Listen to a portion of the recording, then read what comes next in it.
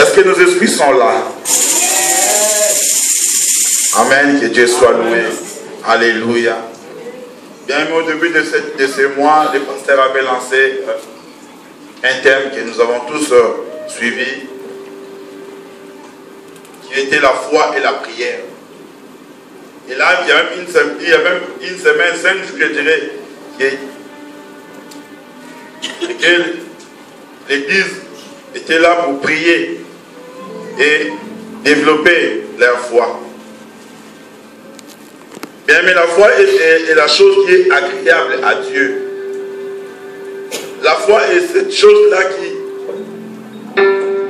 qui fait que Dieu puisse être content de nous. Car sans la foi, personne ne peut être agréable à Dieu. Sans cette confiance-là en Dieu, sans cette certitude à Dieu, personne ne peut lui être agréable.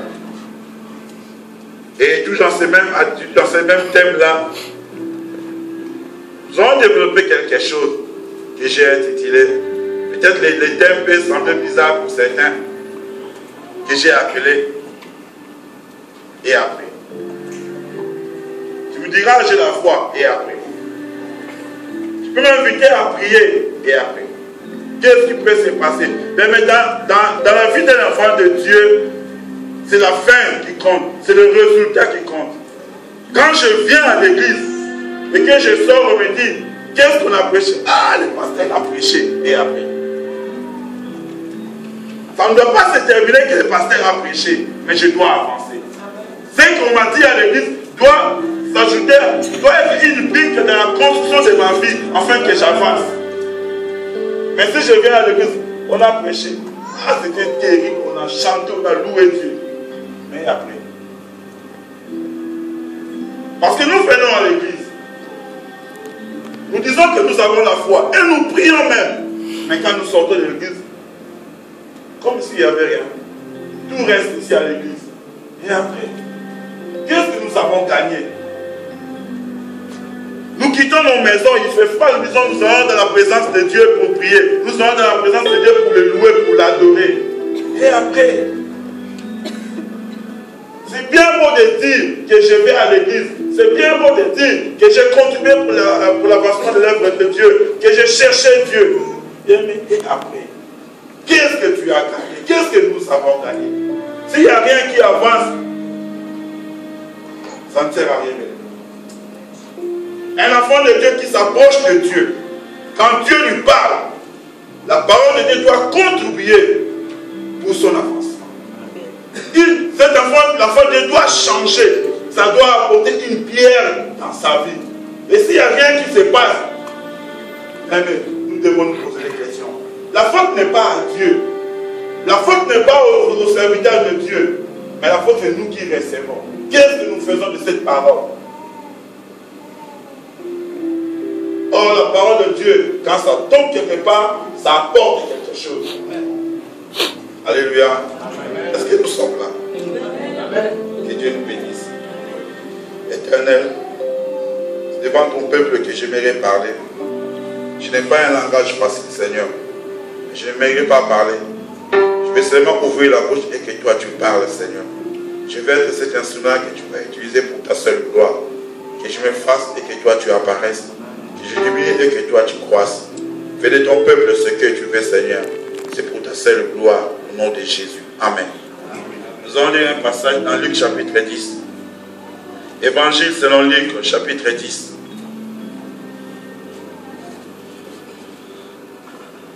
Évangile selon Luc chapitre 10. Versets 1 à 3.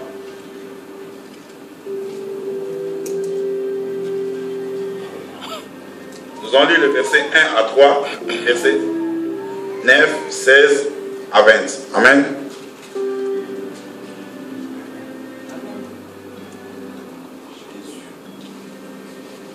Nous avons tous trouvé. J'ai lu au nom de Jésus. Après cela, le Seigneur en désigna encore 70 autres et les envoya devant lui, deux années dans toute la ville et tout endroit où lui-même devait aller. Il leur disait, la moisson est grande, mais il y a peu d'ouvriers. Priez donc le Seigneur de la moisson d'envoyer des ouvriers dans sa moisson. Allez, je vous envoie comme des agneaux au milieu des loups. Amen. Verset 9. Guérissez les malades qui s'y trouveront. Dites-leur, le royaume de Dieu est approché. Le royaume de Dieu s'est approché de vous. Verset 16. Celui qui vous écoute m'écoute. Celui qui vous rejette me rejette. Celui qui rejette aussi celui qui m'a envoyé. Les 70 révèrent avec joie et dire, Seigneur, les démons même nous sont soumis en ton nom. Il leur dit, je voyais Satan tomber du ciel comme un éclair. Voici, je vous ai donné le pouvoir de marcher sur les serpents et les scorpions et sur toute la puissance de l'ennemi. Rien ne pourra vous nuire. Mais, cependant, ne vous réjouissez pas de ce que les esprits vous sont soumis, mais réjouissez-vous de ce que vos noms sont inscrits dans les cieux. Amen. Amen. Jésus a choisi d'abord les apôtres. Il les a envoyés en mission. Puis après, il a choisi les disciples au nombre de 70. C'est peut-être pour certains. Il les a envoyés faire une mission, accomplir une mission. Les apôtres sont allés. Les disciples plutôt sont allés. Ils ont accompli une mission. Ils ont fait des miracles comme nous avons dit. Ils ont guéri les malades. Ils ont chassé les démons. Jésus même a témoigné. J'ai vu Satan tomber. Les apôtres les disciples étaient contents. Parce que la mission pour eux était un succès. Ils ont bien accompli la mission. Ils ont fait ce que Jésus leur a demandé. Ils ont fait tout bien. Et ils étaient contents. Ils se disent que nous avons accompli la mission. Aujourd'hui, on peut dire la même chose. Que nous venons à l'église. Nous faisons tout bien. D'ailleurs, nous voyons des miracles dans nos vies. Dieu nous bénit. Nous nous marions, nous achetons des voitures, des maisons. Nous sommes bien. Dieu nous bénit. Nous avons tout ce que nous voulons. C'est pareil aux disciples à l'époque. Ils n'ont pas récolté d'échecs. Dans la mission que Dieu leur a donnée, Jésus leur a donnée, ils ont accompli cette mission. Ils ont fait du mal au camp de l'ennemi. Tout était bien selon eux. Mais Jésus leur a dit, cependant, mais souvenez-vous d'une chose. Le fait d'accomplir le miracle, ce n'est pas la fin en soi. Le fait de se dire que je viens à l'église et je prie, ce n'est pas la fin en soi. Le fait de se dire, je viens, je sers Dieu, je prêche ou je chante pour Dieu, ce n'est pas la fin. On ne peut pas s'arrêter là. On doit aller plus loin. Seigneur, il faisait froid, j'étais à l'église, j'étais servi. Oui, bien aimé. Tu l'as fait. C'est bien, Jésus est content. Mais nous devons nous réjouir seulement si nos noms sont inscrits dans les cieux. C'est là la finalité de toutes choses. Jésus a dit à certaines personnes, beaucoup viendront à mon nom et diront, Seigneur, j'ai accompli le miracle, j'ai fait ça, j'ai fait ça, j'ai fait ça. Jésus leur dira, je ne vous ai jamais connu. Et pourtant, ils ont accompli le miracle au nom du Seigneur. Mais Jésus leur dira à la fin, je ne vous ai pas connu. J'ai toujours la foi et la prière. Pas que je dans ça. Mais j'ai fait un détour. Beaucoup vont dire au Seigneur, je t'ai servi. Dès que j'ai pressé le dimanche 17 décembre 2017. J'ai même chanté pour toi, Seigneur. J'ai dansé pour toi. Jésus nous regardait et dira, non, non, je ne vous ai jamais connu. Ce qui doit animer la joie, nous donner la paix, c'est que si seulement nos noms sont inscrits. Je peux aujourd'hui danser pour Dieu. Je peux chanter pour Dieu, quand tu viens. Et après, bien aimé, est-ce que mon nom est inscrit? Le résultat de ma vie chrétienne sur la terre, c'est que mon nom soit inscrit dans le ciel. Tout ce que je fais pour Dieu aujourd'hui, sa finalité, c'est que je trouve une place auprès du Seigneur là-haut. À quoi ça sert de venir à l'église, de prier? Mais si je ne change pas, et que mon nom n'y est pas, mais ce que je fais ici, ce n'est qu'un sacrifice. Ce que je fais à l'église, ce n'est qu'un sacrifice. C'est en vain que je me réveille tôt. C'est en vain que je vais chanter pour Dieu, ou bien je vais prêcher à l'église. C'est en vain si mon nom n'y est pas. Nous devons avoir la foi. Faire confiance à Dieu. Cette foi doit nous amener à changer et que nous puissions plaire au Seigneur. Amen. Amen. C'est vrai, tu peux être là, je peux être, et que je vois ma vie qui avance. Je vois ma vie, non, pour moi, je n'ai pas de difficultés. Du premier au 30, je mange bien. J'ai toujours l'argent dans ma poche. Mais, il se fait que tout ce que nous avons aujourd'hui, c'est peut-être à cause, bien grâce à une seule personne. Vous savez, beaucoup dans la Bible ont vécu à cause de la foi d'une personne. Alléluia. Matthieu chapitre 8, verset 5 à 13, si on peut lire ça, s'il vous plaît. Matthieu chapitre 8.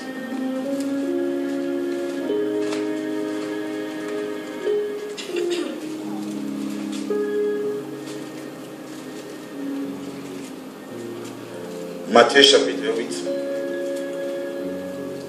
verset 5. J'ai lu notre Jésus. Comme Jésus entrait dans Capernaum, un centenier l'aborda et le supplia, disant: Seigneur, mon serviteur est couché à la maison, paralysé et violemment tourmenté. Jésus lui dit: Moi j'irai le guérir. Le centenier répondit: Seigneur, je ne mérite pas que tu entres sous mon toit, mais dis seulement un mot et mon serviteur sera guéri. Amen. Je saute verset 10. Après l'avoir entendu, Jésus, plein d'admiration, et dit à ceux qui le suivaient: En vérité, je vous l'ai dit, je n'ai trouvé chez personne, même en Israël, une si grande foi. Amen. Amen. Ce centenier était allé voir Jésus pour la guérison de son serviteur. Mais il dit au Seigneur: Moi je donne des ordres. Tel que je te connais, dis seulement un mot, ton serviteur sera guéri. Je dis: Tu as une grande foi. Pourquoi je te fais cette femme? Beaucoup même dans l'église. Si tu vois ta vie peut-être réussir, peut-être c'est la foi du pasteur. Mais je vous dis quelque chose de très vrai. Il se fait qu'aujourd'hui tu vois ta vie aller droit, marcher, tout ce que tu fais te réussir. Ce n'est pas ta foi. C'est la foi peut-être du pasteur. Et dans cette église, et que lui il a la foi, sa foi couvre toute l'église. Et que tu vois ta vie réussir, tu vois que c'est toi, c'est pas toi bien aimé. Le serviteur qui était malade, il n'avait même pas la foi. C'était le centenier, son chef, qui a dit au Seigneur: Dis seulement un mot, je sais qu'il sera guéri. Peut-être nous sommes peut-être désordonnés. Moi, Dieu me bénit, mais nous sommes dans l'erreur. Il se fait que tu n'amènes pas la foi. C'est la foi de ton père, bien de ta mère, bien c'est la foi de ta femme, bien c'est la foi de ton mari, bien la foi de tes enfants. Tu fais que tu vois que ta vie marche, tu es béni. Or, en réalité, tu n'y es pour rien. Tu profites de la foi des autres. On est de se dire: est-ce que j'ai la foi? Est-ce que c'est moi qui suis béni? Mais là, on a posé la question à Dieu. S'il y a même injuste, est-ce que tu vas détruire la vie? Il dit: je ne détruirai pas la vie. Il se peut que nous sommes en train de vivre dans cette église à cause de la foi d'une seule personne. Et que nous croyons que Dieu agit. Si cette personne-là n'est pas là, Dieu n'agira. Voilà pourquoi certains, quand nous venons auprès du Seigneur,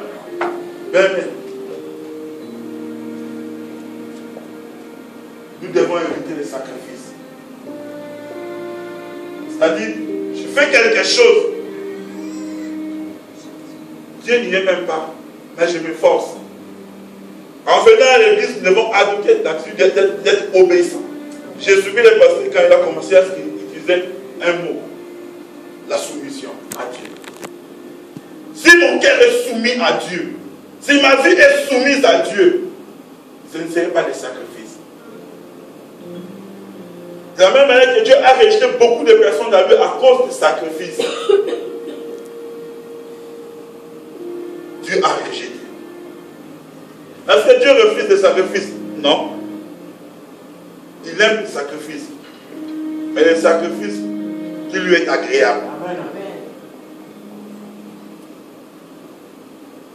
Voilà pourquoi je disais au début, les disciples se sont réjouis que les démons nous ont obéis. Certains chrétiens aussi se réjouissent. J'ai une belle, Dieu me bénit. Moi, Dieu me bénit. Moi, Dieu fait ça. Non, moi, Dieu. C'est bien beau de se réjouir. Mais nous devons nous réjouir seulement si nos noms sont inscrits dans les cieux. Parce que c'est ça la fin de toute chose. C'est ça la fin de toute chose. Ne te réjouis pas parce que tu as ça, le matériel. Ne te réjouis pas pour ça, bien-aimé. Comme je dis, c'est vrai que tout ce que tu as, c'est grâce à la foi de quelqu'un. Quand Dieu bénit cette personne, puisqu'on est toujours avec cette personne et que nous profitons de sa foi et que nous sommes aussi bénis. Le jour où cette personne s'éloignera de nous, nous verrons la différence. Amen. Amen. Comme le serviteur du centenier. Même chose aussi pour les enfants d'Israël. À cause de la foi d'Abraham, ils ont hérité. Mais je peux aujourd'hui profiter de la foi de quelqu'un. Mais le problème, moi je dois développer ma foi aussi envers Dieu. Amen. Comme Isaac a fait après la mort de son père Abraham. Il a cru au Seigneur. Et a pris le nom.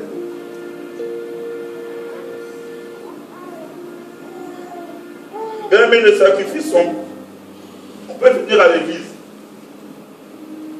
Mais dans notre attitude, nous devons avoir la foi. Je disais mercredi ici, vous savez, si j'ai la foi, je combine avec la prière, je serai agréable à Dieu.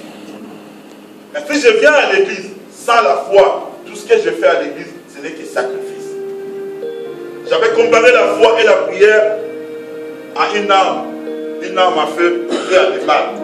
Vous savez, si vous avez des balles, sans arme à feu, personne n'aura peur de vous. On va dire, oh, ce sont des balles. De la même manière que si vous avez une arme qui n'a pas de balles à l'intérieur, ça fera quoi? Les gens peut-être auront peur parce qu'ils se disent, ah, mais quand ils sauront que dans ton arme, il n'y a même pas de balles, ils vont dire, oh, ça ne fait pas passer rien. Mais quand vous avez les deux, une arme et les balles, même si vous êtes seul et que vous entrez ici, même si on est comme ça, ils vont dire, allez, mettez-vous tout ça chez nous. Qui va résister? Parce que la personne a une arme et des balles. La foi est toujours associée à la prière. La foi et la prière marchent ensemble. Et la foi, ce n'est pas seulement, c'est aussi un changement de vie. Parce que pour qu'elle soit agréable à Dieu, dans la foi, il y a l'obéissance, il y a la soumission. Parce que la foi est basée et fondée sur la parole de Dieu. Et dans la parole de Dieu, nous recommande d'être obéissant à la parole de Dieu. Tout est lié, bien aimé. Et cela doit me conduire à changer. Je ne dois pas me limiter à des sacrifices, bien aimé. Alors, quand j'avais dit au début, nous venons à l'église, mais parfois nous venons rien que pour les sacrifices. Et après, parce que nous ne changeons pas.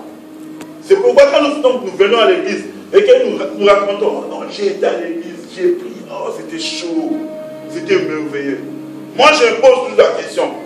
Et après, c'était merveilleux, mais après, qu'est-ce que toi tu as retenu? Qu'est-ce qui a changé dans nos vies? Ben, du 1er janvier au 31 décembre, chaque dimanche, chaque mercredi, chaque vendredi, nous venons à l'église. Bientôt, ça sera la fin. Nous sommes à la fin. Si nous faisons le bilan de nos vies, quel est ce caractère que tu avais au début du mois de janvier et qu'aujourd'hui tu peux dire que j'ai changé? Qu'est-ce que la parole de Dieu a apporté dans ta vie du 1er janvier au 31 décembre qui va venir bientôt? Qu'est-ce qui a changé dans nos vies pour qu'aujourd'hui on dise, ah non, cet enfant-là, il était turbulent, il était impoli, mais aujourd'hui, grâce à la parole de Dieu, il a changé. Qu'est-ce qui a changé dans nos vies?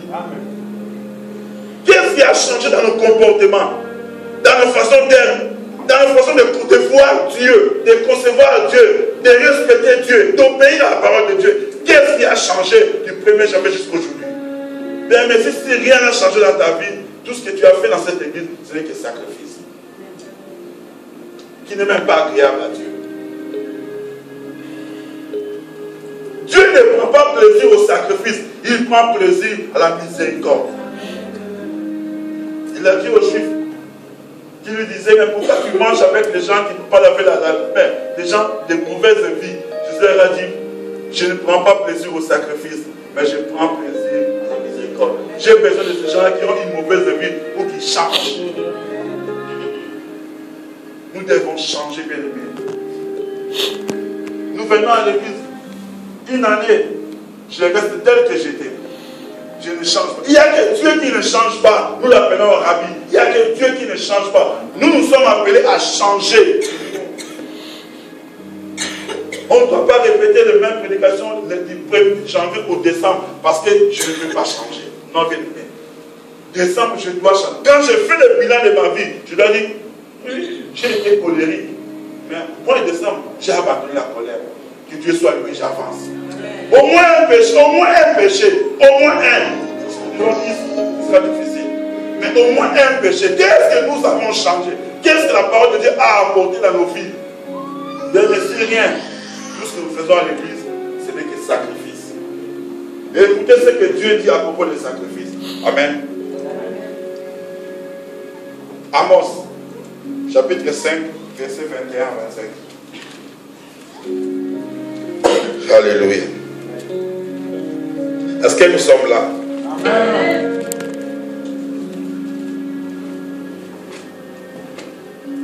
Jésus.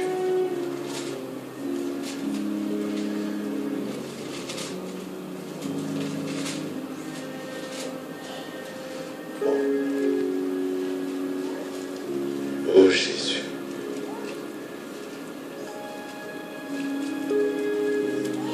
Béni soit-on. Amos chapitre 5, verset 21 à 25.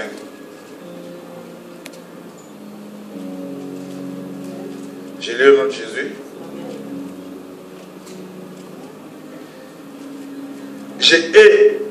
Je méprise vos fêtes. Je ne puis sentir vos cérémonies. Quand vous présentez des holocaustes et des offrandes, je ne prends aucun plaisir. Vos sacrifices de communion et les veaux gras, je ne les regarde même pas. Éloigne de moi le bruit de tes cantiques. Je n'écoute même pas le son de tes huttes. Mais que le droit coule comme de l'eau et que la justice comme un torrent intarissable. M'avez-vous fait des sacrifices et des offrandes pendant les 40 années du désert, maison d'Israël? Dieu dit, je hais vos fêtes. Je méprise vos sacrifices. Parce que dans vos sacrifices, il n'y a pas la droiture, il n'y a pas la justice. Je les hais. Ne venez pas à l'église si tu ne veux pas changer. Si tu ne veux pas avancer dans ta vie des chrétiens, si tu veux rester païen, bien aimé, à quoi ça sert de venir auprès du Seigneur, même de chanter pour Dieu? Il dit, même vos cantiques, je ne l'écoute même pas. Même vos sons de trompette, je ne l'écoute même pas. Parce qu'en vous, il n'y a pas de la droiture, il n'y a pas la justice. Il n'y a rien. Et pourquoi vous priez? Pourquoi vous chantez? Parce que je n'écoute même pas. Tout ce que vous faites des sacrifices, vos sacrifices de communion, je les hais, je les méprise. Parce qu'en nous, il n'y a pas la droiture, il n'y a pas la justice. Nous ne voulons pas changer, mais nous venons à l'église. Nous ne voulons pas avancer, mais nous venons. Nous ne respectons même pas Dieu. Nous n'obéissons pas à la parole de Dieu, mais nous venons à l'église. Dieu est. Même la présence d'un païen, Dieu est. Quoi faire si tu ne changes pas? Nous avons écouté la parole de Dieu. On nous prêche tous les jours. On nous prêche. Mais si on nous regarde, on est encore ennemis d'eux. On a encore la haine de quelqu'un. On a encore des rancunes. On a encore des choses qui n'honorent pas Dieu. On a encore des petits conflits. On a encore des divisions. Bien, nous tentons faire la fin. La fin d'une chose vaut mieux que son commencement. Il est temps d'abandonner tout ce que nous ne voulons pas Dieu. Nous voulons que Dieu nous agrée, que nous puissions faire plaisir au Seigneur. Bien, abandonnons les péchés. Soyons droits devant Dieu. Aimons la justice. Serons des hommes et des femmes de foi et de prière. Nous serons agréables à Dieu. Sinon, tout ce que nous faisons à l'église, ça ne sera que sacrifice, que Dieu hait et que Dieu n'aime pas. Même vos chants et vos cantiques, je les hais, je n'écoute même pas. Vous vous imaginez, nous venons ici le matin, à 10h, nous commençons à chanter pour Dieu et il n'écoute pas. Qu'est-ce que nous avons fait? Rien. Or, notre souci, c'est que Dieu nous écoute. Parce que quand nous prions, la Bible dit, Dieu écoute les prières. Mais si Dieu n'écoute pas, c'est que tout ce que nous sommes en train de faire n'est que sacrifice. Nous nous dévouons inutilement pour rien. Et Dieu n'en a pas besoin. Il hait. Il n'aime pas ça. Il déteste. Amen. Amen. Dieu a besoin de nos cœurs. Et pasteur a dit, je dirais au Seigneur que mon cœur soit soumis à Dieu. Est-ce que nos cœurs sont soumis à Dieu? Est-ce que mon cœur est soumis à Dieu? Est-ce que nous sommes obéissants? Bien, mais un homme comme Saoul, qui était un berger, Dieu est allé les ramasser là où il était. Il a fait de lui un roi, le premier roi d'Israël. Le premier roi. Dieu voulait rester roi d'Israël. Israël a refusé que Dieu soit le roi.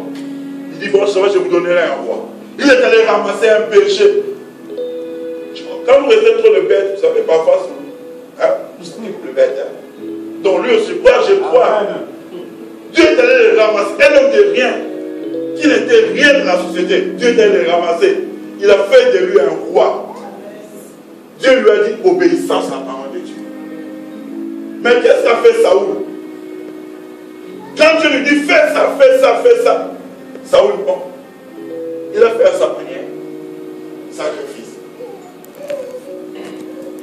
Sacrifice. Il a fait à sa manière, Saoul. Il a manqué l'écoute. Il a manqué le discernement. Il a désobéi à la parole de Dieu. Et plus fort encore, il a obéi au peuple. Voilà pourquoi j'ai toujours été. J'ai dit à quelqu'un un jour qui m'a dit, ah mon frère, tu sais que la voix du peuple c'est la voix de Dieu. Je dis quel verset? Oh, la voix du peuple c'est la voix de Dieu. Dis-moi quel verset. Et puis il a insisté à s'écrire dans la Bible. Je dis, mais montre-moi quel livre et quel verset. Saoul a écouté la voix de Dieu. J'ai toujours dit aux gens, mais si tu sais que ce que tu fais, c'est le Saint-Esprit qui te dit de faire, même si je suis contre toi, fais-le parce que c'est le Saint-Esprit. Après, tôt ou tard, je te donnerai raison. Ne le fais pas pour faire plaisir au peuple. Saoul a voulu faire plaisir au peuple. Dieu l'avait rejeté à la fin. Parce que dans sa vie, Dieu l'a élevé. Au lieu d'obéir à Dieu, tout ce qu'il faisait, c'était des sacrifices. Même quand Dieu l'a rejeté, Saoul allait en guerre et il gagnait. C'est là, comme on dit, la grâce est trompeuse. Nous venons à l'église, bien aimé. Au lieu d'obéir à Dieu, nous faisons des sacrifices. Je viens à l'église. Les gens prient, peut-être je ne prie pas. Je fais comme je veux. Je crois que les gens vont aujourd'hui encore mailler. Je viens encore en retard. Mais je dirais ça tous les jours. Nous venons en retard. Je le dirai. Ce n'est qu'un sacrifice, bien aimé.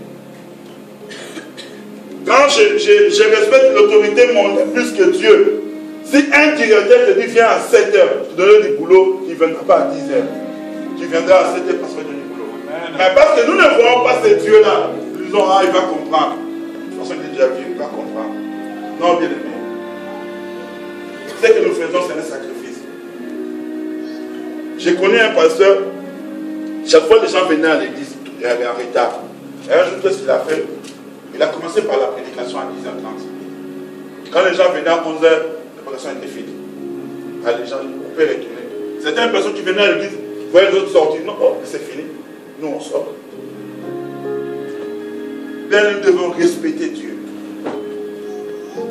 Parce que nous devons arriver à ce moment où nous comparons. Mais quand je vais au travail, on me dit 6h45.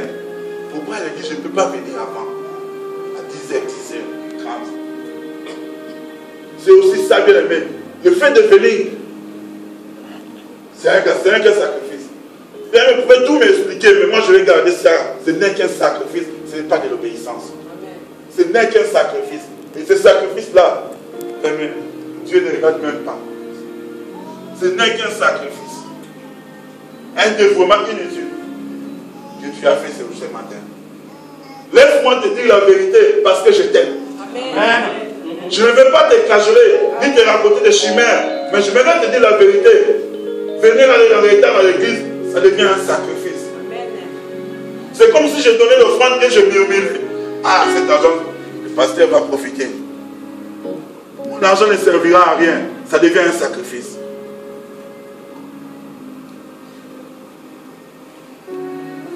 Ça devient un sacrifice. Et beaucoup d'enfants de Dieu, nous faisons plus de sacrifices que de l'obéissance. Il se peut que Dieu nous a déjà rejetés, comme Saoul. Mais Saoul allait en guerre et gagnait des victoires. C'est comme une plaque de réchaud. Vous savez, quand vous chauffez une plaque de réchaud, vous fermez. Ça ne s'éteint pas tout de suite. Hein? Bien que c'est fermé, mais ça reste chaud. Si vous mettez la main, vous brûlez. Mais tôt ou tard, vous savez que ça va s'éteindre. Évitons, bien aimés, des sacrifices dans l'œuvre de Dieu. Évitons des sacrifices. Ça nous amènera loin de Dieu. Hébreux chapitre 9, verset 9. Si vous pouvez, s'il vous plaît. Hébreux 9, 9.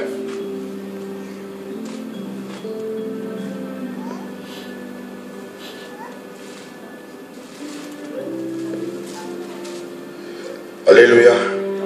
Nous sommes toujours là. Mais ne soyons pas tristes, c'est la vérité. Hein? Ça nous fait du bien.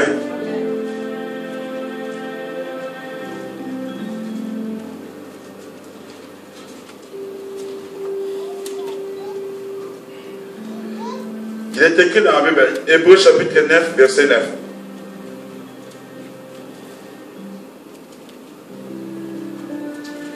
C'est une figure pour le temps présent. Elle signifie que les dons et les sacrifices présentés ne peuvent mener à la perfection sous les rapports de la conscience de celui qui rend ce culte. Je reprends. C'est une figure pour le temps présent. Elle signifie que les dons et les sacrifices présentés ne peuvent mener à la perfection sous les rapports de la conscience de celui qui rend ce culte. Amen. Bien, mais ne croyons pas que si nous n'obéissons pas à Dieu, même si je mets 10 000 euros, l'Église en profitera, mais je ne serai pas béni. Aucun don, aucun sacrifice ne peut nous rendre parfaits devant Dieu. Il n'y en a pas. Ce n'est pas les dons et les sacrifices qui peuvent nous rendre parfaits devant Dieu. C'est l'obéissance. Je vis des gens dans mon exemple de la vie chrétienne qui n'obéissaient même pas à Dieu, mais parce qu'ils avaient l'argent. Parce qu'ils étaient utiles. Parce qu'ils savaient que on viendra toujours me voir. Moi, je vais faire ça, on viendra toujours. L'église a besoin de toi, bien-aimé. Tu rends service à l'église. C'est bien. C'est bien, bien-aimé, de rendre service à l'église. C'est très bien. Mais le fait de rendre service à l'église ne nous fait pas des parfaits. C'est l'obéissance à la parole de Dieu. C'est l'obéissance à la loi divine qui nous rend parfaits. Sinon, tout ce que je fais comme service à l'église, ça sera qu'un sacrifice. Ça sera qu'un sacrifice. Dieu a besoin de nos cœurs. Dieu a besoin de nous d'abord. Si nous venons auprès du Seigneur, évidemment nous ne viendrons pas main vide, mais nous apporterons pour l'avancement de l'œuvre de Dieu. Mais il a besoin d'abord de nous. Il a besoin d'abord de nous. Le reste après. Romains chapitre 12, verset 1 à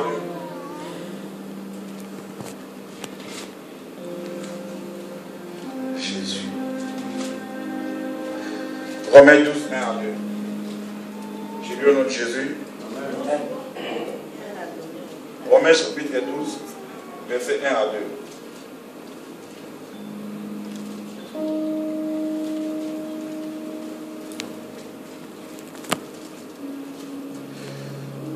Je vous exhorte donc, frères, par les compassions de Dieu, à offrir vos corps comme un sacrifice vivant, saint et agréable à Dieu, ce qui sera de votre part un culte raisonnable. Ne vous conformez pas au monde présent, mais soyez transformés par le renouvellement de l'intelligence, afin que vous discerniez quelle est la volonté de Dieu, ce qui est bon, agréable et parfait. C'est ça ce que Dieu a besoin. Dieu n'a pas besoin d'abord de tout ce que nous avons. Non. Il a d'abord besoin de nous. Il a besoin de moi et de toi comme être vivant, agréable à Dieu. Ensuite, il aura besoin de ce que moi j'apporte. Mais il a d'abord besoin de moi. Dieu a toujours travaillé avec les hommes. Du début, du commencement jusqu'à aujourd'hui, Dieu continue à travailler avec les humains. Il a besoin de nous, bien-aimés. Si moi je ne veux pas m'investir dans l'œuvre de Dieu, qui va s'investir? Dieu a besoin de nous. Quand je fais quelque chose pour Dieu, d'abord il y a l'obéissance. Je dois d'abord m'offrir à Dieu comme un sacrifice vivant, donc et agréable à Dieu. Si je veux être agréable à Dieu, j'aurai la foi. Par contre, je vous ai dit, vous avez une chose dans le thème de la foi.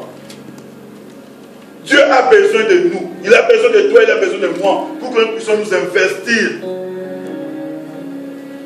Il veut nous comme des sacrifices vivants, bons et agréables.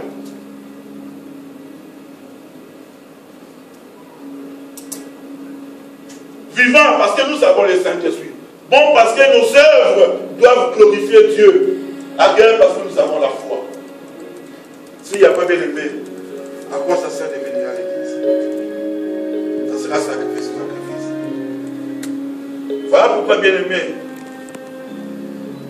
Dans ce thème de la foi et de la prière, quand nous venons auprès du Seigneur, nous devons venir vraiment comme des sacrifices vivants, comme des gens qui seront touchés par Dieu, et que dans nos prières, que Dieu nous écoute, avant la foi, ce que Dieu nous dira doit amener un changement dans nos vies. Dieu a dit à Israël, 40 ans que je vous ai conduit dans le désert, qu'est-ce que vous m'avez donné? Quel est le sacrifice que vous avez fait pendant 40 ans? Tous tel que nous sommes ici, Dieu nous a ramassés quelque part. Tel que nous sommes là, Dieu nous a pris quelque part. Personne ne dira qu'il est venu aujourd'hui par ses propres efforts. C'est Dieu. C'est Dieu qui a conduit tes pas jusqu'en ce lieu, parce que Dieu t'aime. Et ce que Dieu veut, que tu lui donnes ton cœur, que ton cœur soit soumis à lui. C'est ça que Dieu veut, que nos cœurs, que nos vies soient soumises à lui. Pas au monde, comme Saoul. Non, pas au monde. Nous ne devons pas apporter le monde à l'église, mais l'église doit aller partout. Dieu a besoin de nous. Dieu veut nous voir dans son œuvre. Nous tendons vers la fin. Certainement nous préparons les fêtes, comme on dit les fêtes de fin d'année. Mais Dieu aime ce genre de fêtes. Il n'en a pas besoin. Mais Dieu veut. Dieu nous veut nous. Il a besoin de nous. Parce que du commencement, à partir de la création, Dieu a toujours travaillé avec les humains. Il veut nous voir dans l'œuvre. Jésus a dit, le même passage de son livre, la moisson est grande, mais il y a peu d'ouvriers. La moisson est grande, il y a peu d'ouvriers. Qui va s'investir dans l'église pour que l'église aille de l'avant? Qui va se donner corps et âme pour que l'église aille loin? Pour que le nom de Jésus soit glorifié? Qui va se donner? Bien, mais Dieu nous aime. Dieu vraiment nous aime. Ce qu'il fait pour nous, personne ne le fera. Ce qu'il a prévu de faire encore pour nous, personne n'a prévu ça. Personne n'est dans le secret de Dieu pour savoir comment Dieu te bénira. Personne. Mais ce que nous sachons, ce que nous connaissons, que les plans de Dieu pour nos vies sont meilleurs. Alors attachons-nous à lui. Merci, que Dieu vous bénisse.